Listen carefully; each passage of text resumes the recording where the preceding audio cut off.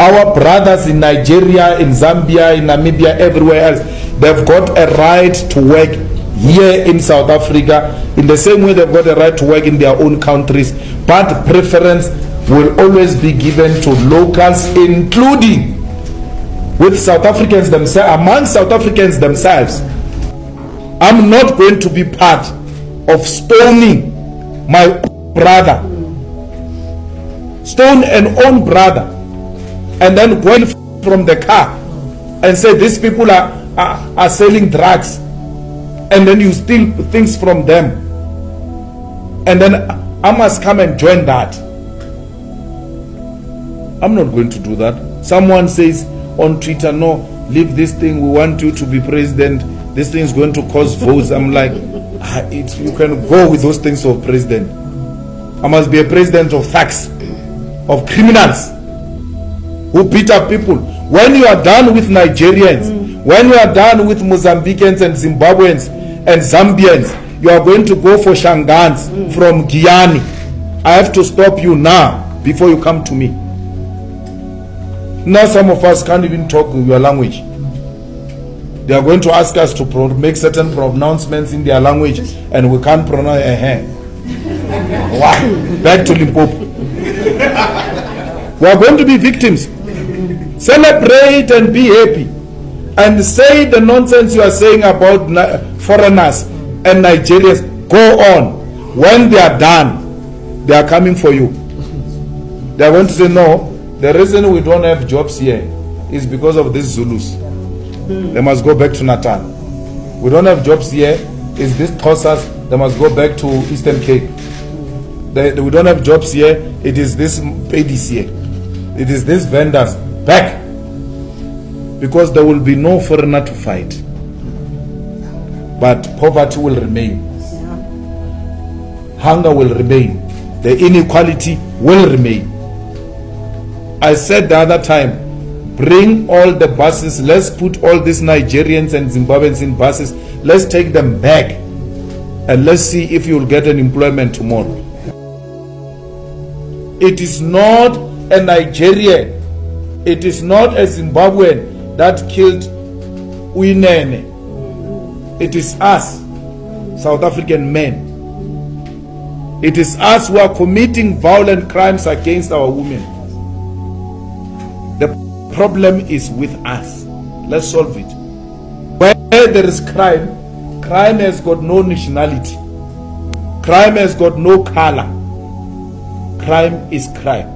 It must be punishable. Don't tell me, no, Nigerians must stop selling drugs here. Nigerians must stop selling drugs even in Nigeria. If they are selling drugs. Not necessarily South African drugs. They go all over the continent. No, we don't want them here. If you don't want them here, they are not going to allow South African truck drivers to come into their countries. Therefore, these trucks, even if they are South Africans, they won't have business. Go on, bloody fool. Go on and destroy your own economy out of stupidity. You don't want truck drivers who come from other nations. These are cross-border trucks. Ordinarily in that business, you get different nationalities. It's like that. It's like that. So why are you engaged in such stupidity? Please. South African men were made to run in Zambia who are driving trucks now. Because they were told our people are being butchered and beaten in your country. Stop it. If you want the continent to treat you properly, stop what you are doing. Stop it. So we are saying to our fellow African brothers and sisters, it's not all of us. Majority of us, we know that we are not South Africans, we are Africans. There's nothing special about South Africa. There is no South Africa, an African continent. We are African continent ourselves. And therefore, we make no apology to side with the victims of xenophobic and Afrophobic attacks, because we see ourselves in them.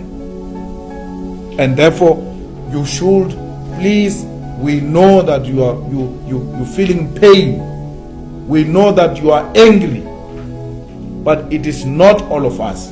And we are dealing with that problem here in South Africa. Don't hate all of us. We are with you. We support the positions you have taken as African artists, as recognizable individuals, as sports personalities. We understand your anger and we support it. But please don't brush all of us with the same brush of xenophobia and Afrophobia and self-hatred. We love ourselves in the EFF, and we see Africans as a mirror to show us of how we look like. We see ourselves through those people. And therefore, please find it in your good heart, because Africans, you are good people. Find it in your good heart to forgive us. We are sorry. We are ashamed of ourselves. And we sincerely apologize for this madness. We are sorry. Please don't treat all South Africans the same. We are dealing with these criminal elements who want to project us as people who do not love our own brothers and sisters. Forgive us. We come from a traumatized past, and we are struggling in finding ourselves. We are still in the process of soul searching, and will ultimately one day know that we are part of Africa.